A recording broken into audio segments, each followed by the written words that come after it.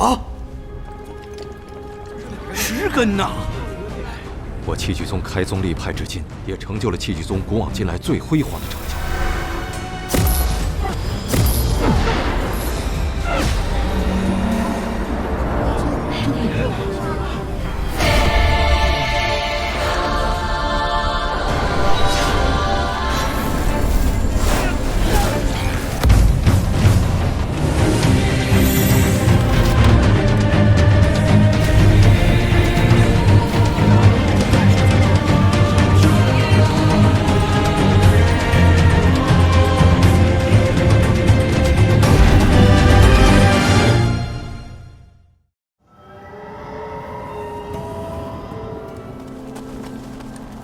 Film diawali dengan memperlihatkan seorang pemuda bernama Qin Li, pentolan dari desa Ling yang memiliki bakat jurus petir, di mana dia dan para penduduknya sedang menyisir hutan bersama warga desa untuk mencari salah satu warga yang hilang tempo hari. Dan alangkah terkejutnya mereka setelah menemukan orang yang dicari sudah dalam kondisi tidak bernyawa.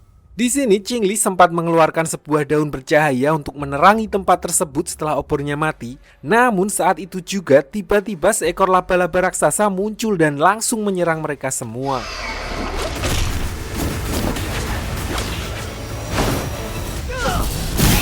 Qin Li pun sempat dibuat kewalahan menahan serangan laba-laba itu setelah kekuatan petirnya kehabisan baterai. Sampai akhirnya dia mengeluarkan sebuah giok penyimpanan petir untuk menghabisi binatang spiritual tersebut.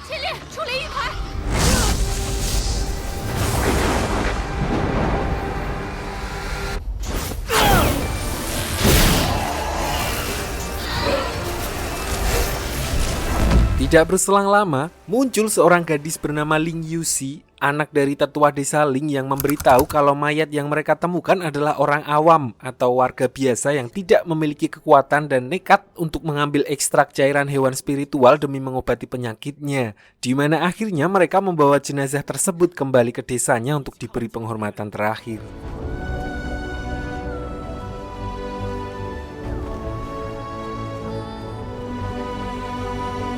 Keesokan harinya, Xin lalu berpindah ke desa Ling, desa tempat tinggal Qin Li dan Yuxi, sebuah desa yang sebagian besar penduduknya tidak memiliki kekuatan atau sering disebut orang awam. Diperlihatkan Qin Li yang terbangun dari tidurnya setelah bermimpi masa kecilnya yang menggunakan pakaian seorang dewa merasa kalau mimpi tersebut kerap kali menghantuinya selama 10 tahun terakhir. Di sini teman sekamarnya yang bernama Huaxin menduga kalau mimpinya barusan berhubungan dengan batu spiritual yang tersegel di dalam otaknya sehingga membuat kekuatannya tidak sempurna atau kadang mejen ketika sedang menghadapi bahaya. Di mana hal itu terbukti ketika jurus petirnya menghilang secara tiba-tiba sewaktu melawan laba-laba raksasa kemarin. Oleh karena itu, dia selalu melatih jurus petirnya setiap hari di sebuah gua untuk meningkatkan kekuatannya sekaligus berusaha membuka segel yang ada di kepalanya yang kemungkinan disegel oleh kakeknya dengan tujuan tertentu.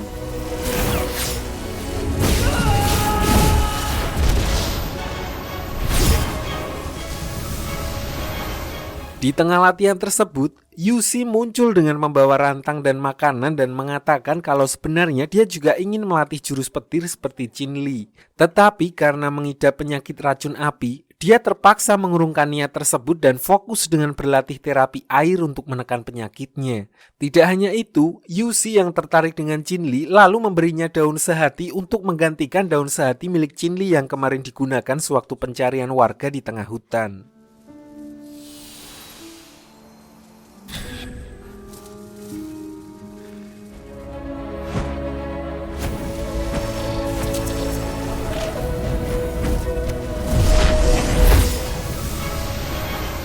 Singkat cerita, malam harinya diperlihatkan semua warga desa Ling yang sedang berkumpul mengadakan acara festival bulan dengan menerbangkan balon udara yang di dalamnya terdapat surat permohonan. Di mana hal itu dilakukan mereka sebagai ritual sakral mengingat di tempat tersebut bulan hanya akan muncul satu kali dalam setahun yang membuat mereka sangat antusias menunggu momen tersebut.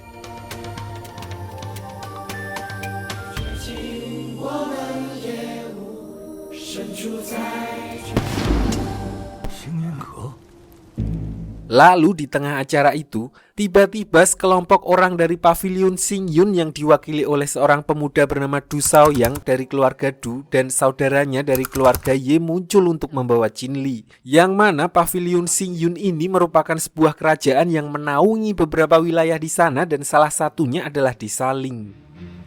拿下！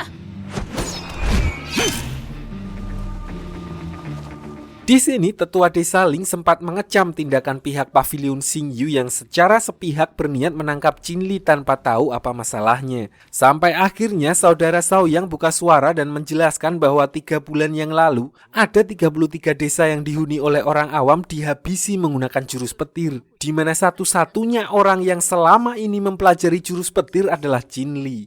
Di sini Qinli yang merasa tidak melakukan hal itu mengatakan kalau dirinya siap untuk diinterogasi asalkan setelah mereka menyelesaikan acara festival bulan, karena dia tidak ingin acara sakral yang melibatkan seluruh penduduk desa tersebut diganggu dengan alasan apapun. Mendengar hal itu, akhirnya saudara Shaoyang pun menyetujui permintaan Qinli barusan, namun dia harus ditahan agar tidak melarikan diri.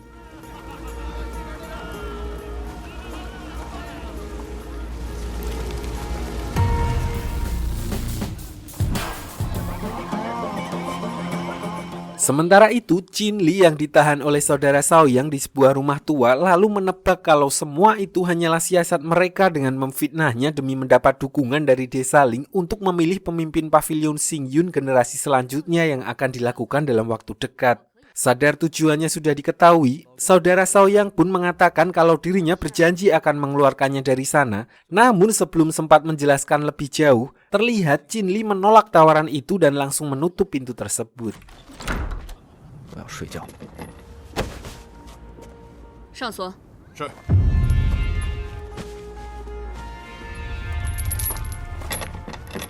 Tanpa mereka sadari, ternyata penahanan Qinli di ruangan tersebut sudah diperhitungkan dengan matang oleh Xuan Xuan, adik dari Ling Yuxi, di mana dia meminta Hua Xin untuk segera mengeluarkan Qinli melewati pintu rahasia yang biasa mereka pakai sejak kecil. Namun ternyata Qinli sudah keluar terlebih dahulu dari rumah tersebut tepat setelah Hua Xin sampai. Dan ketika Hua Xin mengajaknya untuk melarikan diri, Qinli justru menolak permintaan tersebut karena tujuannya keluar adalah hanya untuk melihat bulan purnama. 你为什么不晕的？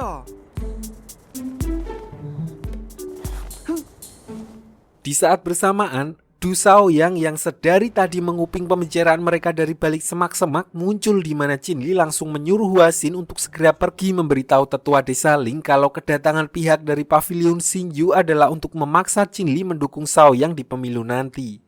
Di sini Shaoyang lalu menanyakan apa alasannya menolak dibawa dan justru memilih tinggal di desa Ling yang padahal orang-orang awam pada umumnya sangat menginginkan hidup di pavilion Xingyu. Di mana Qinli pun menjawab kalau dia bercita-cita untuk pergi ke salah satu tempat paling suci di sana, yaitu Laut Siwu dan Sekte Senjata. 器具宗。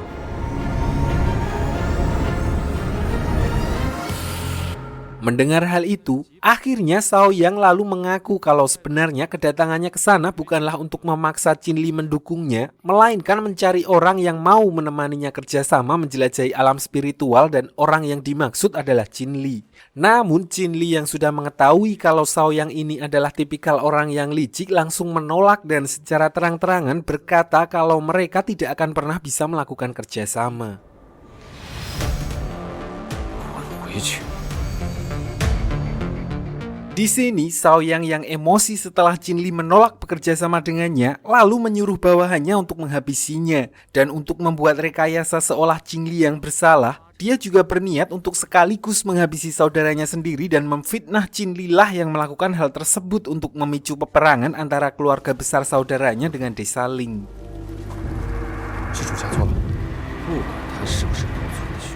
Sementara itu, Qinli yang ternyata sudah menduga akan rencana Shaoyang tersebut sempat menyuruh saudaranya Shaoyang untuk segera pergi dari sana sebelum sesuatu yang buruk menghampirinya. Namun semua itu sudah terlambat karena Shaoyang bersama bawahannya telah lebih dulu sampai dan langsung menghabisi mereka dengan mudah. 你胡说什么？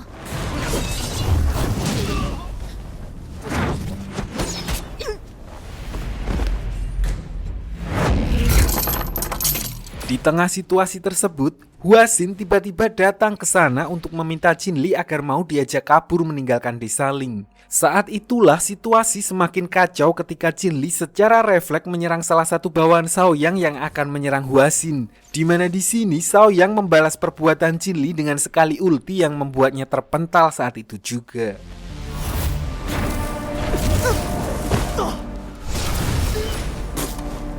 Sampai di sini karena menganggap Qin Li tidak akan hidup lama setelah menerima serangannya, Shaoyang lalu menyuruh Qin Li untuk segera pergi dari sana untuk memberi alasan kepada para tetua kalau Qin Li telah melarikan diri. Karena Shaoyang mengancam akan menghabisi Huaxin sementara kondisinya juga terluka parah, akhirnya Qin Li pun memutuskan untuk pergi dari tempat tersebut.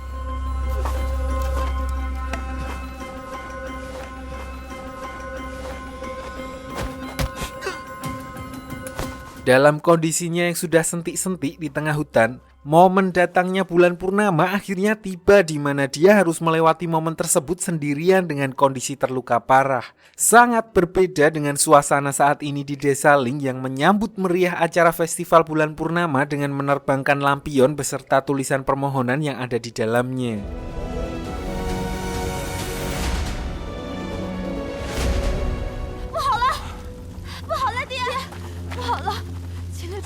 Di sini Qin Li yang sudah pasrah menunggu mati sendirian di tengah hutan lalu mengeluarkan daun sehati pemberian Yuxi untuk mengenangnya. Di mana daun tersebut justru tiba-tiba melayang menghampiri seseorang berpakaian putih yang berdiri di hadapannya.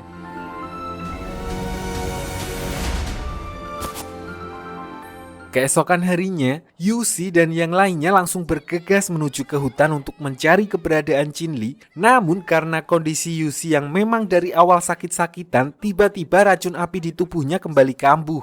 Di mana di sini Xuan lalu menyuruh dua orang lainnya untuk membawa Yuxi pulang, sementara dirinya dan Huaxin pergi melanjutkan untuk mencari Qin Li.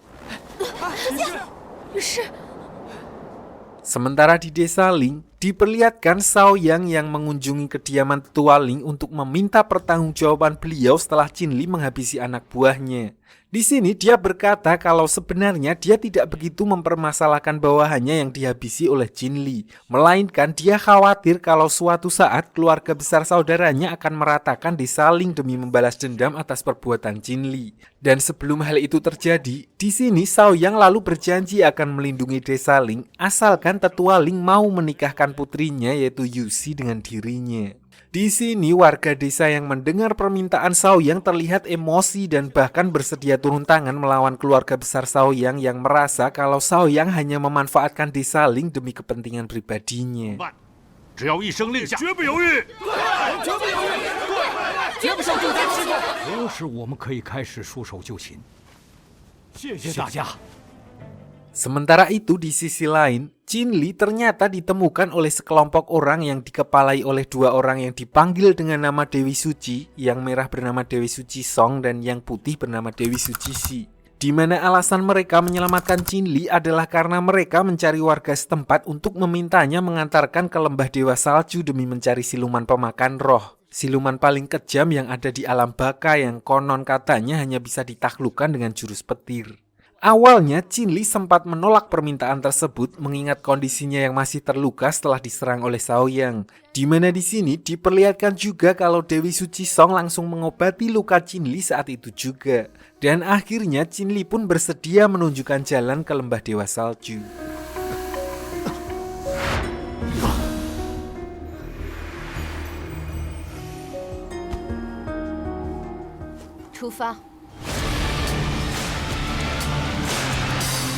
Di tengah perjalanannya, Qin Li sempat bertanya kepada salah satu bawahan mereka, kenapa kedua orang tersebut dipanggil dengan nama Dewi Suci. Di mana beliau pun menjawab kalau mereka berdua berasal dari keluarga yang sangat kaya, sehingga mereka berdua dimanja sejak kecil, yang mana hal itu membuat sifat mereka berdua agak kekanak-kanakan dan sedikit liar. Singkat cerita, perjalanan mereka sempat terhenti di sebuah desa yang telah hangus terbakar, di mana Qin Li langsung teringat dengan 33 desa yang dihabisi menggunakan jurus petir, yang mana dia curiga kalau pelakunya adalah kedua Dewi Suci tersebut mengingat watak mereka. Namun Dewi Suci Song pun langsung menyangkalnya dengan berkata kalau kejadian itu adalah ulah dari siluman pemakan roh yang waktu itu menyerang mereka.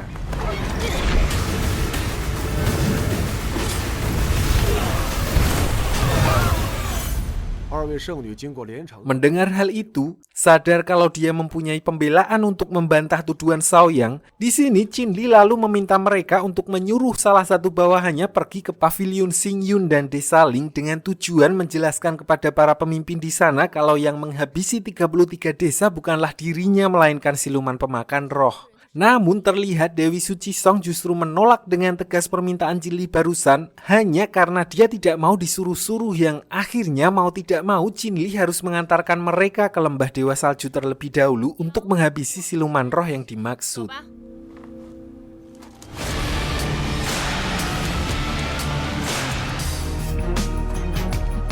Singkat cerita, di tengah perjalanan saat sedang melintasi sebuah danau beku, Qin Li tiba-tiba menghentikan rombongan setelah merasakan adanya kejanggalan dengan danau tersebut. Dan benar saja, 4 orang dari mereka yang mengecek danau tersebut langsung terperosok dan masuk ke dasar danau. Ternyata mereka saat ini sedang berada di Danau Hanji, sebuah danau yang dihuni oleh penyu raksasa pemakan besi, di mana penyu tersebut mempunyai magnet yang mampu menghisap benda apapun yang terbuat dari logam, mulai dari baju besi, pedang, behel, blok Vespa, yang mana Qin Li lalu menyuruh untuk melepas atribut mereka yang terbuat dari besi.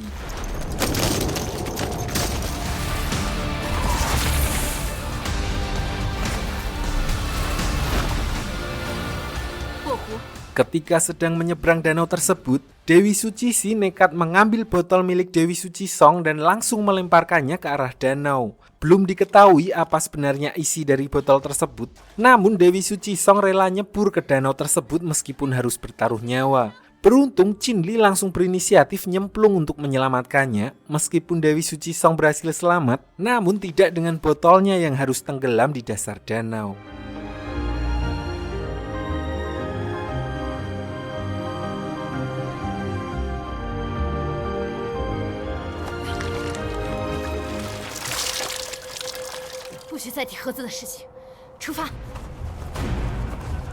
Malam harinya ketika sedang beristirahat di sebuah penginapan, Qin Li yang berkunjung ke kamar Dewi Suci Si dibuat terkejut setelah melihat botol hijau milik Dewi Suci Song yang telah dia ambil dari dasar danau. Di mana Dewi Suci Si lalu menjelaskan tentang daratan Cilan tempat mereka berada, terdapat 57 sekte yang berada di level batu biru, di mana pavilion Xingyun milik Du Shaoyang berada di antaranya. Dan di atasnya ada level batu hitam yang hanya ada 15 sekte, di mana ke-15 sekte tersebut terbagi menjadi 2 kubu. 7 di antaranya merupakan pengikut Istana Suci Xuantian milik Dewi Suci Song, dan 7 lainnya pengikut Serikat Baji miliknya. Namun ada satu sekte yang tidak terikat dengan mereka dan memilih jalur independen yang bernama Sekte Senjata.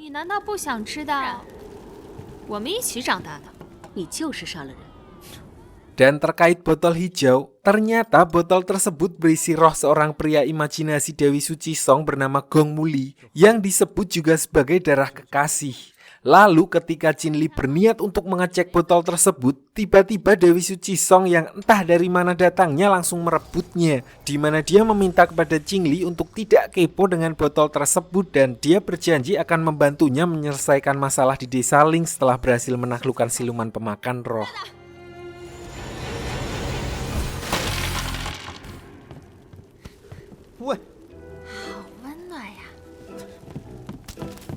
Sementara itu di sisi lain, Yuxi yang sebelumnya telah mengetahui kalau Shaoyang berniat menikahinya langsung mendatanginya untuk mengklarifikasi hal tersebut. Di mana Shaoyang pun berkata kalau sebenarnya ambisinya bukanlah untuk menjadi pemimpin, melainkan jauh lebih besar daripada itu yang bahkan melebihi ambisi Qin Li. Mendengar jawaban Shaoyang yang terlihat ambigu dan memiliki maksud lain, akhirnya Yuxi pun kembali menemui ayahnya dan tanpa diduga, dia bersedia menikah dengan Shaoyang untuk menyudahi konflik dengan pihak pavilion Xingyun sekaligus demi keselamatan warga Desa Ling.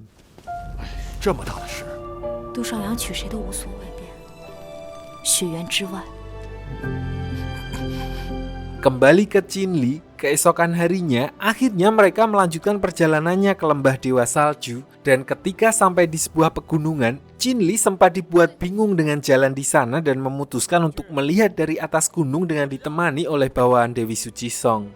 Dari atas gunung, mereka melihat sebuah desa kecil dan akhirnya memutuskan pergi ke desa tersebut untuk menanyakan jalan menuju lembah Dewa Salju. Begitu sampai di sana, mereka sampai di sebuah rumah dan disambut langsung oleh sang pemilik yang bernama Gao Yu. Namun tanpa diduga, Qin Li langsung menyuruh Gao Yu untuk menangkap bawahan Dewi Suci Song, di mana ternyata Qin Li hanya berpura-pura tersesat dan mereka ini adalah teman masa kecil sekaligus adik dari wakil pemimpin Pavilion Xingyun. 说不定能找到人问路。你马上带前辈回凌家镇，事关凌家镇几百人性命。 Di sini Qin Li lalu meminta Gao Yu untuk segera pergi ke desa Ling dengan membawa bawaan Dewi Suci Song untuk melakukan negosiasi dengan Shaoyang dan berharap dengan status yang dimiliki oleh bawaan Dewi Suci Song, maka Shaoyang akan mundur teratur dan tidak akan kembali mengganggu desa Ling.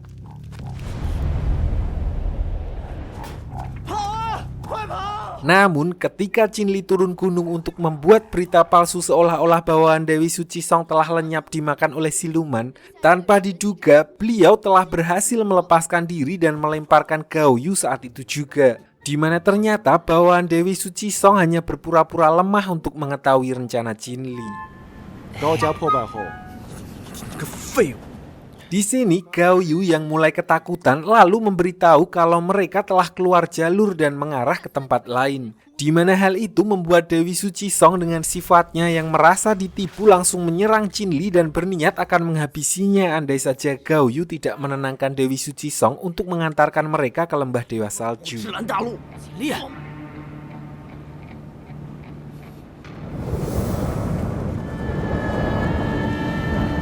Singkat cerita, akhirnya mereka sampai di lembah Dewa Salju, tempat di mana siluman pemakan roh memulihkan diri. Di mana Dewi Suci Song dan Dewi Suci Si yang mengecek tempat tersebut menemukan banyak sekali tulang berserakan yang kemungkinan telah dimakan oleh siluman pemakan roh. Lalu ketika mereka masuk lebih jauh ke dalam lembah, tiba-tiba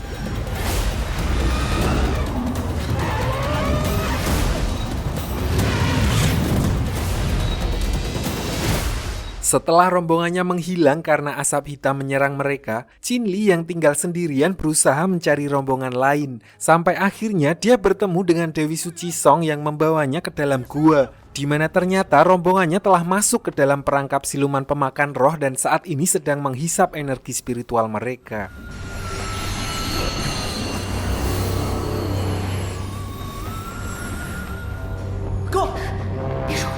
Di sini Dewi Suci Song berkata kalau dia masih mempunyai senjata terakhir untuk menghabisi siluman tersebut menggunakan senjata milik sektenya yang bernama Formasi Suantian dengan cara meletakkan benda tersebut di atas altar siluman pemakan roh, maka benda tersebut akan bereaksi dan menghancurkan altar tersebut. Tanpa buang waktu, Dewi Suci Song lalu menyuruh Qin Li untuk segera meletakkan batu formasi tepat di altar persembahan dengan berpura-pura masuk ke dalam perangkapnya.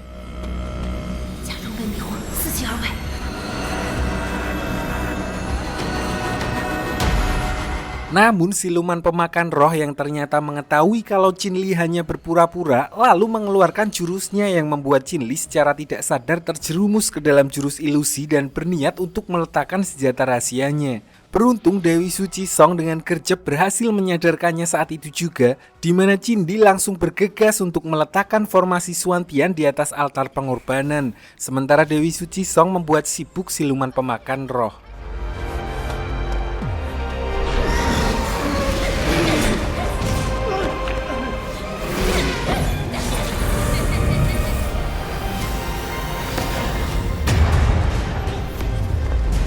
Di sini diperlihatkan gelombang energi besar yang muncul ketika Qin Li meletakkan batu formasi di altar persembahan tersebut membuat semua orang tersadar dari pengaruh siluman pemakan roh. Namun hal itu justru membuat Qin Li sendiri terperangkap di dalam sebuah kubah bersama dengan siluman pemakan roh, di mana dia yang kesakitan karena terkena formasi Suantian lalu mengeluarkan jurus-jurus sebisanya dan meledak.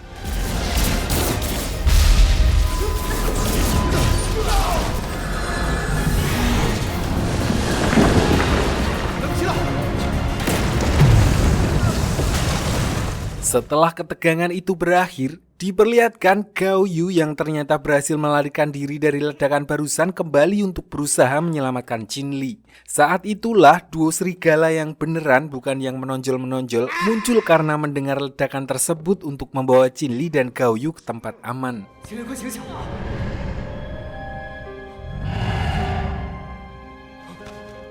Ternyata dua serigala tersebut adalah peliharaan seseorang bernama Fowli, sang penguasa wilayah terdingin di daratan Cilan. Di mana di sini beliau lalu menyuruh peliharaannya untuk mengantarkan Qin Li dan Gao Yu kembali ke desa Ling.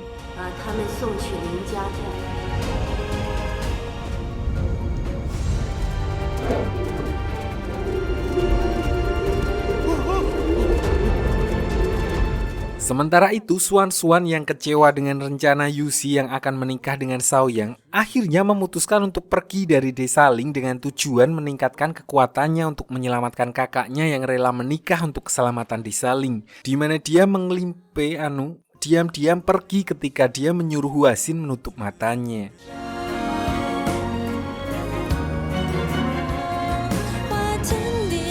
Di sini Huaxin yang kebingungan mencari keberadaan Xuan justru bertemu dengan Qin Li bersama Gao Yu. Saat itulah Huaxin lalu menceritakan kejadian di desa yang mana Xuan meninggalkannya begitu saja, sementara Yuxi memutuskan pergi ke pavilion Xingyun untuk merencanakan pernikahannya dengan Xiaoyang.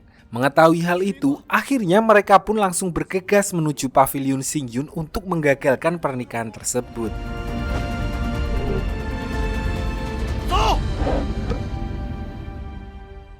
Keesokan harinya di pavilion Xingyun, acara pernikahan Xiaoyang dan Yuxi pun akhirnya dimulai dengan dihadiri para petinggi pihak pavilion Xingyun dan tetua desa Ling.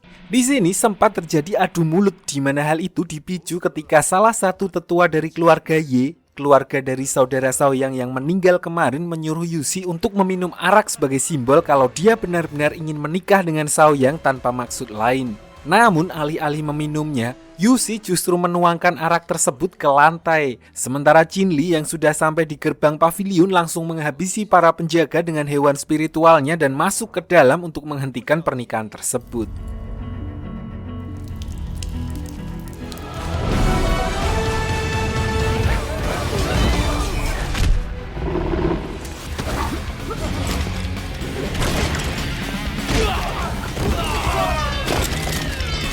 Otomatis kedatangannya kali ini membuat semua orang di sana terkejut setelah melihat Qin Li masih hidup.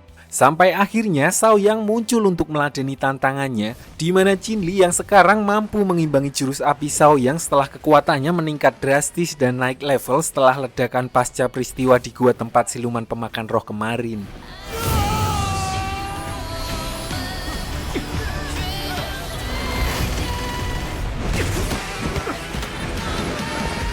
Di tengah pertarungan itu, Qin Li lalu mengeluarkan sebuah plakat yang bertuliskan Istana Suci Xuantian milik Dewi Suci Song, di mana istana tersebut merupakan gabungan dari sekte peringkat teratas di daratan Cilan, yang hal itu membuat semua orang di sana langsung berlutut di hadapannya. Melihat Qin Li membawa plakat Istana Suci Xuantian yang juga berarti dia menjadi orang yang paling spesial di sana, akhirnya membuat ayahnya Du Xiaoyang merasa bersalah dan meminta maaf atas apa yang dilakukan anaknya kepada desa Ling. Lalu di sini Qin Li berkata kalau dia bersedia memaafkan keluarga Du asalkan beliau membatalkan rencana pernikahan anaknya dengan Yuxi dan berjanji tidak akan mengganggu ketenangan desa Ling, yang akhirnya mau gak mau ayahnya Xiaoyang pun langsung menyetujui permintaan tersebut. 苍穹为证。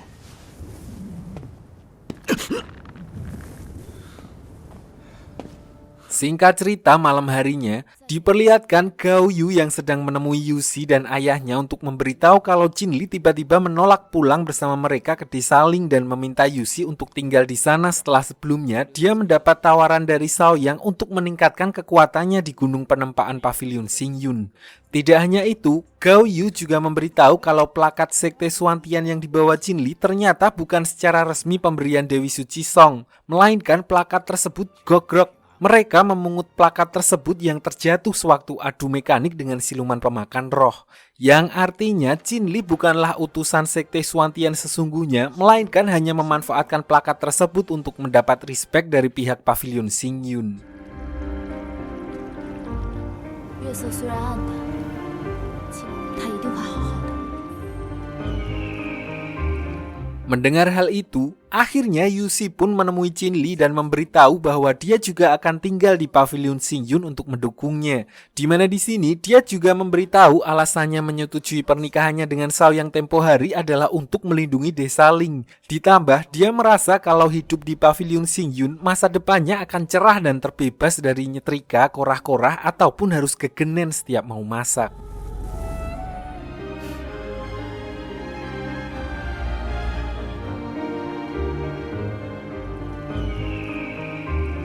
Keesokan harinya, Xiaoyang lalu membawa Qin Li pergi ke gunung penempaan untuk bertemu Master Yao, penanggung jawab di tempat tersebut. Di mana di dalam, Qin Li sempat terkejut setelah melihat lukisan pola yang ada di tempat itu yang sama persis dengan mimpinya yang akhir-akhir ini sering menghantuinya. Master Yao pun memberitahu kalau lukisan tersebut adalah lukisan formasi spiritual. Meskipun kelihatannya hanya sebuah lukisan biasa, namun ternyata lukisan formasi spiritual merupakan pondasi awal dari seorang penempa untuk mengukur level si penempa tersebut. Semakin tinggi kekuatan spiritual yang digunakan untuk melukis, maka semakin tinggi pula level lukisan formasi spiritual yang dihasilkan. 注入兵器之中。 Mengetahui kalau Master Yao kemungkinan adalah master penempaan tingkat atas, di sini Qin Li lalu menanyakan soal kakeknya yang bernama Qin San yang juga adalah seorang master penempa.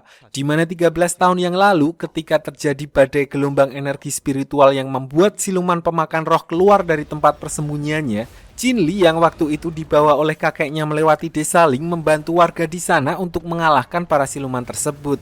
Dan setelah peristiwa itu, kakeknya Qin Li mendadak menghilang yang membuatnya terpaksa hidup di desa Ling sampai saat ini.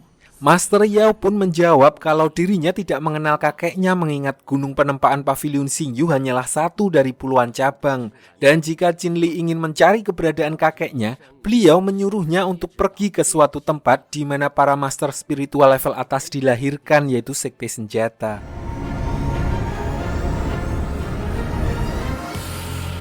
Lalu paginya ketika Qin Li berniat untuk pergi ke Sekte Senjata, tiba-tiba di pavilion Xingyun saat ini telah terjadi insiden pembantaian yang menewaskan seluruh anggota dari keluarga Ye. Di mana Qin Li curiga kalau yang melakukan hal itu adalah siluman pemakan roh. Mendengar hal itu, Du Xiaoyang pun memohon agar Qin Li memanggil Dewi Suci ke sana untuk menolong mereka. Namun karena takut ketahuan kalau dirinya telah ngaku-ngaku sebagai utusan dari serikat milik Dewi Suci, akhirnya Qin Li, Gao Yu, dan Yusi pun kembali ke desa Ling.好，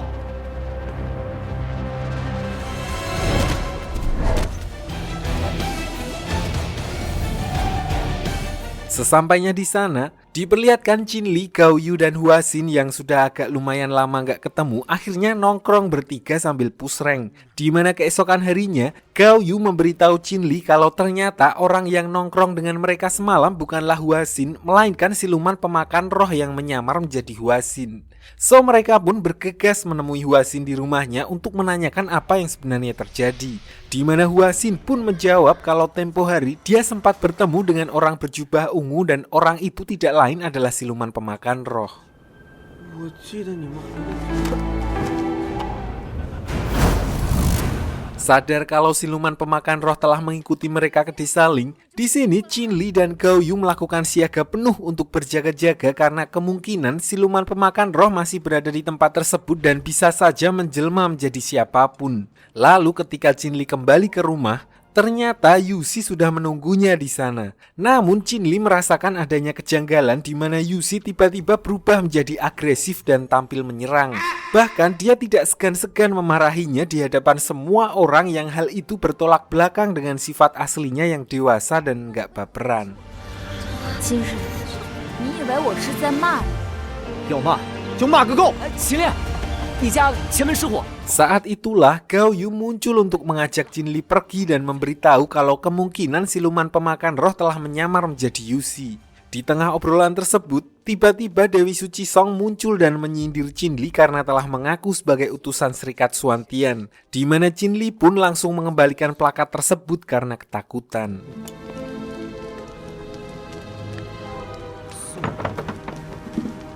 Di sini Dewi Suci Song lalu menjelaskan maksud kedatangannya ke sana adalah untuk menghabisi siluman pemakan roh yang telah membuat Dewi Suci Si meninggal sewaktu bertarung di gua kemarin, dan dia tidak akan kembali pulang ke sekte Suantian sebelum dendam tersebut terbalaskan. Tidak hanya itu, Dewi Suci Song juga menjelaskan kepada mereka bahwa Yusi yang asli telah dimakan oleh siluman pemakan roh yang saat ini menyamar sebagai Yusi dengan tujuan membalas dendam Qin Li karena telah melukainya.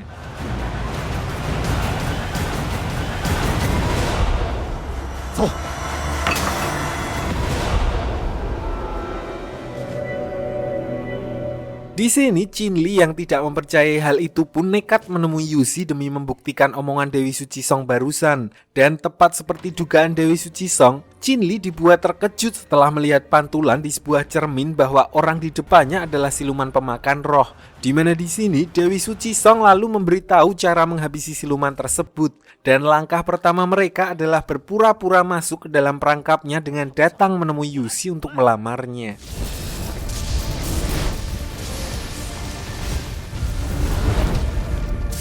Keesokan harinya, Qin Li bersama Gao Yu lalu pergi ke kantor RW Desa Ling untuk menjalankan rencananya. Namun baru beberapa meter berjalan, Qin Li agak ragu dengan perkataan Dewi Suci Song, di mana dia lalu menyuruh Gao Yu pergi menemui penguasa wilayah terdingin, orang yang kemarin menyelamatkan mereka dan meminjamkan hewan spiritual serigalanya untuk meminta bantuan.